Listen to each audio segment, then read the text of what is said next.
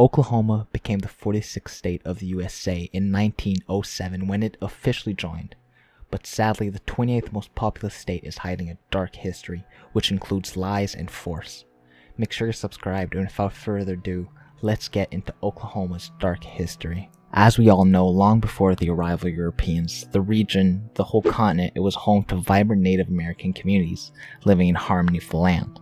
But by the early 19th century, the United States government sought to expand its territory, disregarding the sovereignty of native tribes and disregarding treaties that had been established.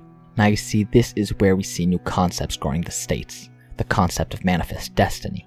It was the belief that it was the country's destiny and its divine right to expand its territory from coast to coast across the North American continent.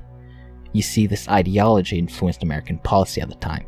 It justified actions such as territorial acquisitions, displacements of Native American tribes, and conflicts with other nations.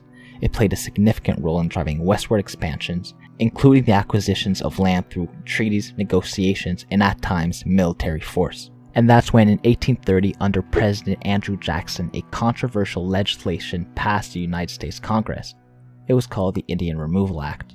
Now behind this act were several factors, such as the United States expanding westwards. There was a growing desire for more land to accommodate the increasing population and the economic development. This expansion conflicted with the presence of Native American tribes who inhabited those lands. And now there was also a lot of economic interest. Many of the lands occupied by the Native American tribes were rich in resources, including fertile lands for agriculture and valuable minerals. The removal of native tribes would open up these lands for settlement, agriculture, and economic exploitation. And if you remember some of the ideas that were growing in the United States, well, some policymakers believed that Native Americans should be assimilated into American society, adopting Western customs, lifestyles, and economic systems. And they saw the removals as a means to facilitate the assimilation process, as it would open separate native tribes from their ancestral lands and disrupt their traditional way of life. Finally, some states, particularly in the southeastern region of the United States, had conflict with the Native American tribes over land ownership, and they pushed for federal intervention to remove tribes and secure lands for white settlers. With this act came one of the darkest chapters in American history, the Trail of Tears. The Trail of Tears referred to the forced removal of several Native American tribes, including the Cherokee, the Choctaw, the Creek, the Chickasaw, and the Seminole, from their ancestral lands in the southeastern United States. These tribes faced unimaginable hardships as they were uprooted from their homes and forced to march thousands and thousands of miles to a designated Indian territory, present-day Oklahoma. And this journey was everything but easy. It was characterized by immense suffering, with Native Americans enduring hunger, disease, and exposure to harsh weather conditions. Families were torn apart, traditional ways of life were disrupted, and thousands of lives were lost along the way. It's estimated that tens of thousands would have done this trail, and once reached this new territory, which was on the other side of the USA, the native tribes persisted and rebuilt. The territory was governed by tribal councils and had its own legal system.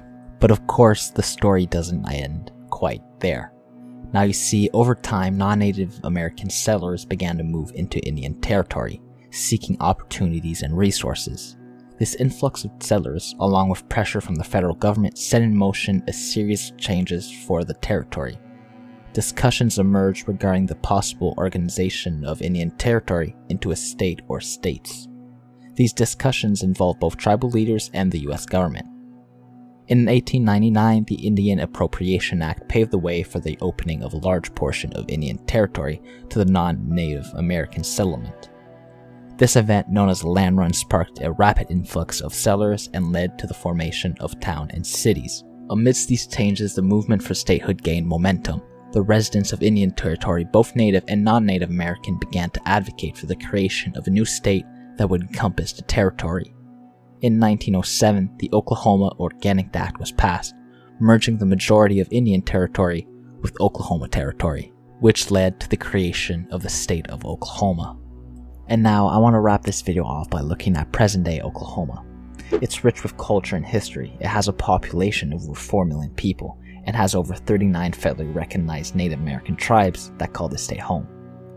It has a GDP of over $200 billion, which equates to around $48,000 per capita, which would rank it around in the middle if you look at all of the US states. Now I hope you found this video interesting and you could learn a bit about this darker chapter in history. Make sure to like and subscribe, and I'll catch you out next time.